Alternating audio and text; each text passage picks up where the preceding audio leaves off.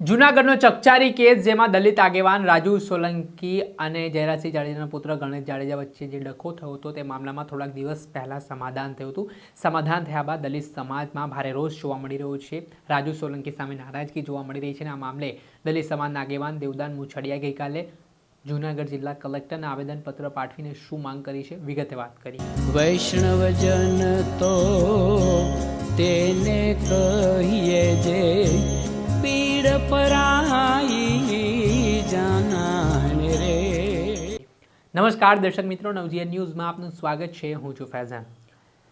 જૂનાગઢમાં થોડાક સમય પહેલાં રાજુ સોલંકી જે દલિત સમાજના આગેવાન છે તેમના પુત્ર સંજય સોલંકી એકવા આક્ષેપ કર્યા હતા કે જયરાજસિંહ જાડેજાના પુત્ર ગણેશ જાડેજાના માણસોએ તેમનું અપહરણ કરીને તેને માર માર્યો છે.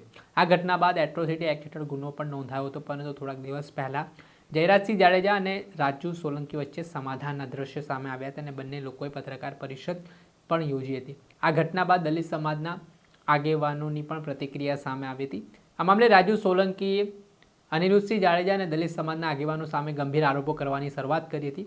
ત્યારે બીજી તરફ આ મામલે દલિત સમાજના આગેવાનોમાં નારાજગી જોવા મળી રહી છે અને આના સંદર્ભમાં ગઈકાલે જૂનાગઢ જિલ્લા કલેક્ટર કચેરી ખાતે દલિત સમાજના આગેવાન દેવદાન મુછડિયા દ્વારા એક આવેદનપત્ર પાઠવવામાં આવ્યું છે, જેમાં 8 જેટલા મુદ્દાઓ છે તેને ટાંકવામાં આવ્યા છે.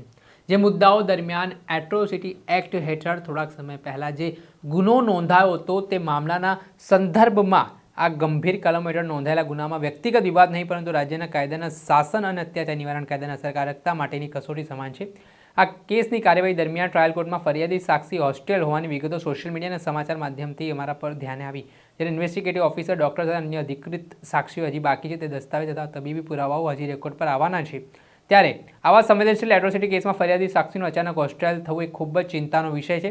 પરિણામે દલિત સમાજ પર ન્યાયિક પ્રક્રિયાની જો વિશ્વાસ છે તે ડગમગ્યો હોય તેવા તે પ્રકારની વાત છે દેવદાન મુછડિયા કરી રહ્યા છે. તેઓ કહી રહ્યા છે કે રાજ્ય સરકાર દ્વારા સંવિધાનિક કાયદેસર ફરજ છે કે અનુસૂચિત જાતિ, અનુસૂચિત જનજાતિના નાગરિકોને અસરકારક ન્યાય, સુરક્ષા અને વિશ્વાસ પ્રદાન થાય.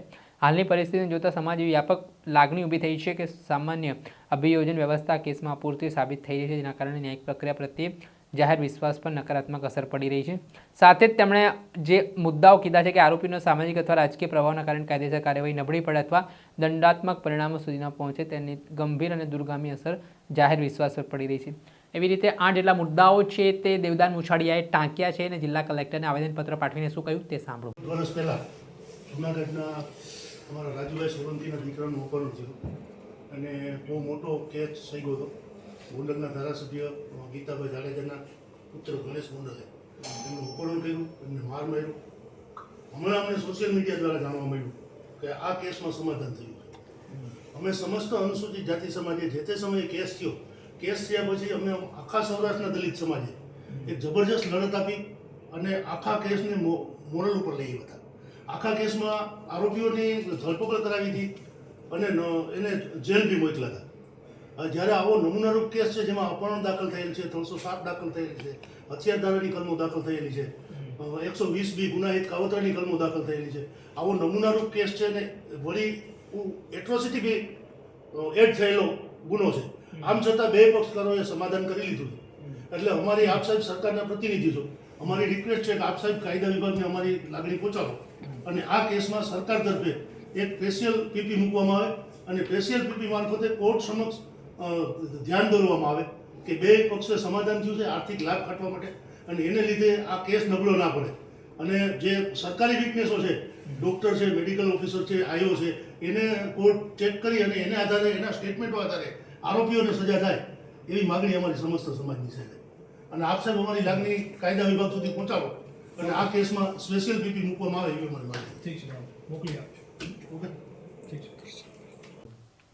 આપણે સાંભળ્યા હતા જૂનાગઢના દલિત સમાજના આગેવાન દેવદાન મુછડિયા. તેમણે આ મામલે નિવેદન આપ્યું છે અને આ ઘટનામાં 8 જેટલી બાબતો છે તે એટ્રોસિટી એક્ટને જે નબળું પાડવાનું કામ છે થયું આ કેસમાં તેવા આરોપો તેમણે કર્યા છે અને તેમણે વિશ્વાસ વ્યક્ત કર્યો છે કે આ મામલે આગામી સમયમાં પોલીસ દ્વારા કાર્યવાહી કરવામાં આવે. ત્યારે હવે આ સમગ્ર મામલે શું આગામી દિવસોમાં કોર્ટમાં આ કેસ ચાલે છે તો ચુકાદો આવે છે તે જોવું રહ્યું. દર્શક મિત્રો, આવા જ નવા વિડીયો સાથે આપણે માહિતગાર કરતા રહીશું, એટલે નવજીવન ન્યૂઝ જોતા રહો.